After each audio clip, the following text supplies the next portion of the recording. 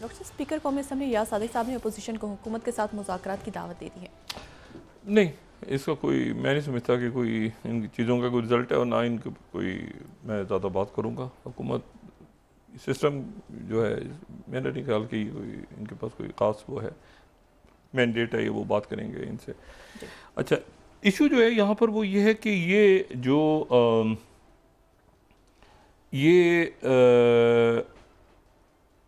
जो क्वाड है ना जी, मैं हमेशा एक बात, बहुत दफ़ा होता है कि आप कहते हैं यार अच्छा ये देखें ना, South China Morning Post, Quad alliance 30 second, Quad alliance तो किसमें गया, ये पूरा तजिया पढ़े आप, करें क्वाड अलाइंस तो ख़त्म हो गया, क्योंकि जापान और इंडिया के साथ जब ये सूरत हाल अपनाई है प्रेसिडेंट ट्रंप ने, तो क्वाड तो गया जी, ठीक है, और चाइना के साथ उनकी बात जो है वो चल रही है।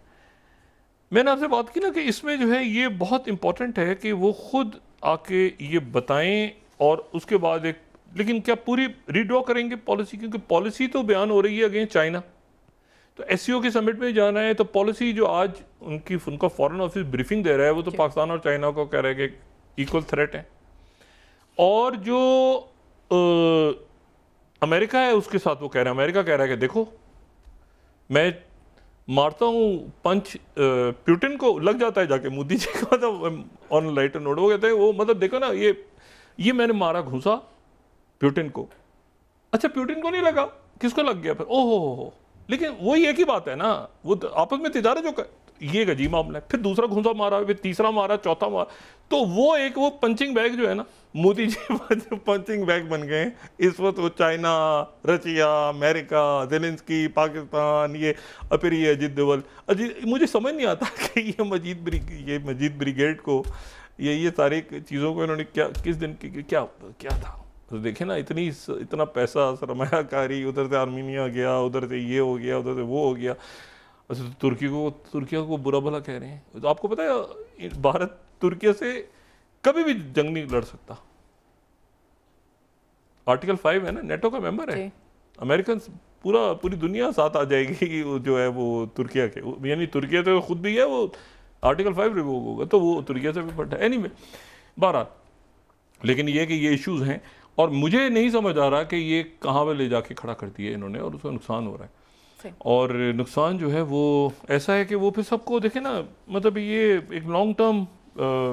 इश्यूज होते हैं जो कि फिर मुतासर करते हैं चीज़ों को, टेक्नोलॉजी, ये भी, ये वो, आगे पीछे दाएं बाएं। तो ये मैं फाइनेंशियल टाइम्स की रिपोर्ट आज पढ़ रहा था, what falling out with US means for India, देखिए ना वो नुकसान और सारी चीज़ें 28 तो पूरा इन्होंने इसमें बताया हुआ है। तो ये जो है ये एक ऐसी चीज़ है जो इनको पै दर पै जो सफारती महाज के ऊपर मसाइल खड़े हो रहे हैं, उस पर इनको तवज्जो देनी चाहिए, और इनको देखना चाहिए कि पाकिस्तान भरपूर फ़ायदा उठा रहा है। पाकिस्तान एक अपना भी तो मुद्दा पेश कर रहा है ना, उससे इंडिया से हट के अपना एक मुद्दा, और देखें ना, अब अगर हमने अज़रबैजान के साथ हम खड़े हुए हैं, तो अज़रबैजान के साथ हमें तो नहीं पता था कि आगे फ्यूचर के अंदर अज़रबैजान ये, लेकिन हम खड़े हुए कमिटमेंट, एक पॉलिसी थी पाकिस्तान की, हो सकता है अज़रबैजान जो है वो ना जीतता, आर्मीनिया जीत जाता, लेकिन आपने प्रिंसिपल स्टांस लिए रखा है ना अज़रबैजान का, अल्टीमेटली क्या हुआ है, अज़रबैजान जीता है। तो बात ये होती है कि इसमें एक आपकी, मतलब मैं कोई यहाँ पे कोई सच बात नहीं कर रहा कि मैं कोई आलमी दीन है, लेकिन मैं कहता हूँ अल्लाह ताला की इसमें बरकत और नुसरत और फतह उनका, अल्लाह ताला का इसमें बहुत है कि वो इस तरह से पाकिस्तान को जो है अनएक्सपेक्टेडली, गैर मुतवक्किल तौर पे। एनीवे, अच्छा, अब उसमें जो इंटरनल टर्मोइल अपनी जगह है, उसको कैसे ठीक करना है, वो मैन मेड क्राइसिस है, वो ठीक हो जाएगा, लेकिन ये जो सफारती और दिफाई महाजों पे पाकिस्तान बाकायदा फैसला साजी का हिस्सा है, यानी जो बड़े ग्लोबल डिसीजंस हो रहे हैं उसमें ये नहीं आप कह सकते कि पाकिस्तान कोने में कहीं खड़ा है और पाकिस्तान सोच रहा है कि यार मैं इधर जाऊँ या दाएँ जाऊँ या बाएँ जाऊँ या शुमाल जाऊँ जनूब जाऊँ, तो पाकिस्तान जो है वो प्रॉपर अपनी जगह पर खड़ा है, और ये जो है ये आने वाले दिनों में मज़ीद वाज़ेह होगा इंशाल्लाह। अच्छा, आज फिर जो है वो थोड़े से दिन मिल गए हैं, क्योंकि वो तो अब पीछे हट रहा है ना, अब आ रही है बारी इसकी नेतन्याहू की, वो तो गया बस के नीचे, ज़ेलेंस्की, ठीक है ना, वो तो टेलीग्राफ का हेडलाइन ही आपने देख ली, वो तो गया साइड पे, अब जनाब बारी है इसकी नेतन्याहू की,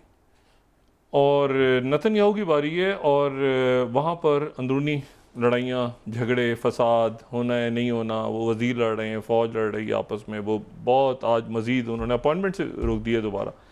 मतलब उन्होंने कहा फ़ौज के अंदर जो है वो उनका वज़ीर दिफा कह रहा है अपॉइंटमेंट तुम नहीं कर सकते हो, तो कह रहे तुम्हारी ऐसी की तैसी, मतलब ये फुल अंदर जो है ना उनके बगावत इस लेवल पे है कि वो जो है वो ये 47 अगर हम देखें यहाँ पे clash over Gaza plan exposed rift between Netanyahu और ये और वो सारा ये जो वाशिंगटन पोस्ट लिख रहा है उसमें लड़ाई बहुत ज़्यादा, और $2 ट्रिलियन का, अब ये कितना $2 ट्रिलियन की फंडिंग जो है वो नॉर्वे और यूरोप के मुल्कों ने खींच ली है इसराइल से, और मैं कोट कर रहा हूँ यहाँ पे 41 $2 ट्रिलियन की इन्वेस्टमेंट इसराइल से खींच ली है, और उसमें जो है वो आप ये जो है ना 2 ट्रिलियन, और उसके बाद आप देखें कि ये जो है ये 42 यानी चीफ और डिफेंस मिनिस्टर की आपस में लड़ाई हो रही है, ठीक है ना, ये आपस में इनकी लड़ाई हो रही है और उसमें जो है वो निकल गया। आज जो है कल तो वो शहादत हुई वहाँ पे बहुत अल जज़ीरा के जो सहाफ़ी हैं जी। और इनका ख्याल ये कि वो कोई इसलिए सबको कत्ल कर दो कि कोई कहानी ये जो कुछ गुजरी गज़ा के लोगों पे उसको सुनाने वाला ही कोई ना रहे, तो बाकी तो हम कहेंगे यार ये तो फ़लस्तीनी तो खुद ही सुना रहे हैं, तो सुना रहे हैं, ये फंस गए। और इस दौरान जो है वो काहिरा में, कतर में, इस्तांबुल में, बाकी जगहों पे तेज़ी के साथ ये बात तय पा रही है कि कोई भी मामला हल नहीं हो सकता जब तक मामला गज़ा का हल नहीं होता, और गज़ा का जो बिल्कुल उसके साथ मसला फ़लस्तीन का मसला जो है वो कश्मीर के साथ है। कश्मीर आप जो मैंने पहले भी बात की थी कि आखिर क्या वजह है कि पूरी दुनिया छोड़ के नेतन्याहू जो है वो कश्मीर में लैंड होता है, ठीक है। तो ये मसाइल इनका जो ये फ्रोज़न कॉन्फ्लिक्ट्स हैं या जो हमेशा, अब उसके वहाँ पर तो इशू ये है कि वो एक रिजॉल्व होने जा रहा है मामला, उसमें यह है कि वो अब वही वाली बात है कि जो ताज़ा प्रपोज़ल है अब वही चला गया स्टीव विटकॉफ का। स्टीव विटकॉफ मेरा ख्याल है फिर दोबारा इधर मशरिक़ वस्ता में जो इतलात आ रही हैं, हो सकता है ना हो, लेकिन बहरहाल यहाँ पे सीनियर यूएस ऑफिशियल्स हैं। स्टीव विटकॉफ की भी कोशिश है कि वो किसी तरह से वो एक ही, वो जो ट्रंप हैं वो एक ही ऐलान कर दें कि जी वो एक ही मरहले में सारा मामला हो गया, यानी जो है वो जो उन्होंने वादा किया था कि मैं परमानेंट सीज़ फायर, और फिर उसके बाद मैं नहीं चाहता कि बार बार लोग जो हैं वो एक तमाशा बने, और अजीब सा लगता था वो उधर से रिहा हो रहे हैं 5 उधर से ये रहा, एक ही इसमें जो है इसको गो एट करो। तो वो जो है अब बारी है नेतन्याहू की, ठीक है ना, कि नेतन्याहू ने अच्छा मैं गज़ा पे चढ़ाई कर दूंगा, मैं ये कर दूंगा, वो प्लान नेतन्याहू का रुक गया, ठीक है ना, वो प्लान जो है गज़ा के ऑक्यूपेशन का प्लान जो है वो रुक गया। और उसमें जो इशू है सारा वो ये है कि अब उसमें इनको यहाँ पे एक मैसेज चला गया है, ये 34th इसराइल का गज़ा ऑफेंसिव है, may be weeks away, living time for seize fire, ये कल जो किया है ना, ये ऐड ऑन हो रही हैं चीज़ें, ये ऐड ऑन हो रही हैं चीज़ें, ठीक है ना, क्योंकि ये ऑफेंसिव तो डिले हो गया है, इन्होंने अमेरिकन को कहा कि हम नहीं करें, और बड़ा सख्त उनकी तरफ से ये रद्द-ए-अमल आया है इसके ऊपर, अल जज़ीरा के ऊपर, लेकिन और उसके नतीजे में पाबंदियाँ 2 ट्रिलियन इन्होंने खींच लिए, उधर से खींच लिए, उधर तो ऑस्ट्रेलिया मंजूर करने जा रहा है, सितंबर सर पे खड़ा है। और उससे पहले प्रेसिडेंट ये पुतिन की जो बात हो रही है उससे पहले ये हो ही नहीं सकता कि अज़रबैजान, आर्मीनिया, बाकी दुनिया के मसले हल करवा दें और ये जेनोसाइड हो रहा है गज़ा का, इसको आप छोड़ दें, ये बहुत बड़ा इशू है। लेकिन ये है कि पुराना ले पालक ज़िद्दी बच्चा है इसराइल, ठीक है, तो उसको कैसे, और ये प्रेसिडेंट ट्रंप को बहुत बड़ा क्रेडिट जाता है कि उन्होंने पूरी इजरायली लॉबी और हॉक्स और ये और वो उन सबको फेंक फूंक के, और उधर से वो कीथ क्लॉग और यूक्रेन और ये और वो सारा करा के, तो वो जनाब एक तरह उन्होंने कहा कोई फंडिंग नहीं होगी। वो जेडी वैंस ने फॉक्स पे इंटरव्यू दिया है, उन्होंने कहा है कि फंडिंग कोई किसी किस्म की यूक्रेन को फंडिंग नहीं होगी। अब ये बहुत तय बात है, अगर किसी ने यूक्रेन को फंड करना है तो अमेरिका से असला ले ले, अमेरिका, और फिर अमेरिका से असला खरीद के यूरोप का मुल्क पे जाके यूक्रेन के साथ रशिया से लड़े, अमेरिका की तरफ से कोई फंडिंग नहीं है। और हम बॉर्डर्स डिसाइड करने जा रहे हैं, यूक्रेन के। अच्छा, यूक्रेन के बॉर्डर्स जो हैं ये डिसाइड करने जा रहा है अमेरिका, और प्रेसिडेंट पुतिन जो हैं ये डिसाइड करने जा रहे हैं, ये मैं 18 स्लाइड एक्सेस को कोट कर रहा हूँ, 18th ट्रम्प सेज कि he and Putin will discuss Ukraine's future borders. ठीक है, बॉर्डर्स कौन डिस्कस कर रहा है, 18 स्लाइड। पुतिन और प्रेसिडेंट ट्रंप जो हैं वो यूक्रेन के बॉर्डर्स को डिस्कस करेंगे। ना यूरोप है कहीं, ना ज़ेलेंस्की है कहीं, ना बीच में कोई और आराम से उनकी पुरानी मुलाकातें जो हैं उसमें कैसे होगा, वो मॉस्को में कैसे रेड कारपेट देंगे, ये सब मतलब सबको इन्होंने साइड पे फेंक दिया। अच्छा, और तो ये जो है अब ये एक बड़ी इंटरेस्टिंग बात है, और इसमें ये देखना, और चाइना के साथ 90 डेज़ का पॉज लग गया, और उस पर चाइना ने आज जो बात की है 33rd में ग्लोबल टाइम्स, चाइना ने कहा है कि ये जो 90 डेज़ के लिए इन्होंने आगे किया है, यूएस एक्सटेंशन जो हुई है, सस्पेंशन जो हुई है रेसिप्रोकल 24% टैरिफ्स की 90 डेज़ के लिए, या स्टेटमेंट रिफ्लेक्ट कर रही है कि चाइनाज़ की जो कमिटमेंट है फेयरनेस एंड इक्वल फुटिंग के साथ। तो ये जो है ये मामला जो है ये जा रहा है आगे। अच्छा, यहाँ देखें लड़ाइयाँ आप देखें ना, ये 35 ये इसराइल के अंदर, ये उनके जो काज उनका वज़ीर दिफा और Zameer face off signals political interference ने कहा तुम कौन होते हो, रिस्क हो गया, गज़ा ऑफेंसिव हो नहीं कर नहीं सकते। अब वो एक माहौल बनाने के लिए ना,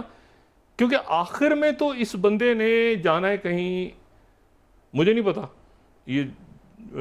किसी कोर्ट के सामने खड़ा होगा या अपने ही लोगों के हाथों मारा जाएगा, ये क्या होगा। उधर ज़ेलेंस्की की पोजीशन भी बड़ी ख़राब हो जाएगी ना, ज़ेलेंस्की जो है वो वहाँ से पूरा कर आके तो ज़ेलेंस्की कैसे सर्वाइव करेगा कि मेरे तो सारे बॉर्डर्स ही निकल गए हाथ से, मैं तो पूरी ज़मीन ही खो गया, और अमेरिका किधर, यूरोप किधर, आगे पीछे क्या हुआ क्या है। और वो मान भी गया आखिर में कि वो मतलब है कि अपने बॉर्डर्स को भी छोड़ने के लिए तैयार हूँ। लेकिन इंपॉर्टेंट बात ये है कि जो प्रेसिडेंट ट्रंप ने प्रेस कॉन्फ्रेंस कल की है 1 घंटे की, बड़ा अनयूजुअल प्रेस कॉन्फ्रेंस हुई है,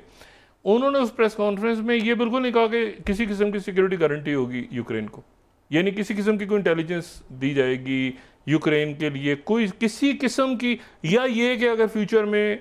किसी वो वेस्ट की तरफ प्रेसिडेंट पुतिन कोई कदम उठाते हैं तो अमेरिका क्या करेगा, नेटो, अमेरिका ने बिल्कुल अपने आप को अलग कर लिया नेटो एक्सपेंशन के सारे काम से। तो अब इसमें इस सूरत हाल में मुल्क जो है वो बड़े फैसले कर रहे हैं, और हमारी तो दुआ है सबसे पहले कि गज़ा से और फ़लस्तीनियों के हवाले से, गज़ा और जो मशरिकी यरूशलेम जिसका फ़लस्तीनी रियासत,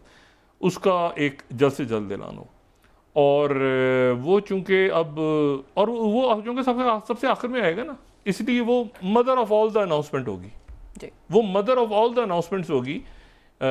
एक तो ये ज़ेलेंस्की, ये तो हो जाएगा ना इसमें, ये तो अभी हो जाएगा ये इनके दरमियान, लेकिन यह है कि जब बात होगी पुतिन की तो वो ध्यान में रखें कि पुतिन नेतन्याहू से बात करे, तो नेतन्याहू के ऊपर और मिडिल ईस्ट और चाइना उसमें फ़रीक है, ठीक है ना। तो और दोबारा इंडिकेशंस आ रही हैं कि अमेरिका और ईरान के दरमियान डायरेक्ट निगोशिएशंस के लिए भी स्टीव विटकॉफ फिर एक्टिव हो गए हैं, अमेरिका और ईरान के इस पूरी जंग के बाद। तो बात यह है कि अब ये इसमें पाकिस्तान एक मरकज़ी रोल प्ले कर रहा है डिप्लोमेटिक लेवल पे, मिलिट्री और मतलब वो जो सॉफ्ट डिप्लोमेसी और मिलिट्री डिप्लोमेसी है उसमें पाकिस्तान ज़बरदस्त जा रहा है। इंटरनल टर्मोइल जो है हमारा, वो हमें मैनमेड क्राइसिस है, ख़ुद उसे ख़त्म करना है और जल्दी ख़त्म करना है हमें, और इंशाल्लाह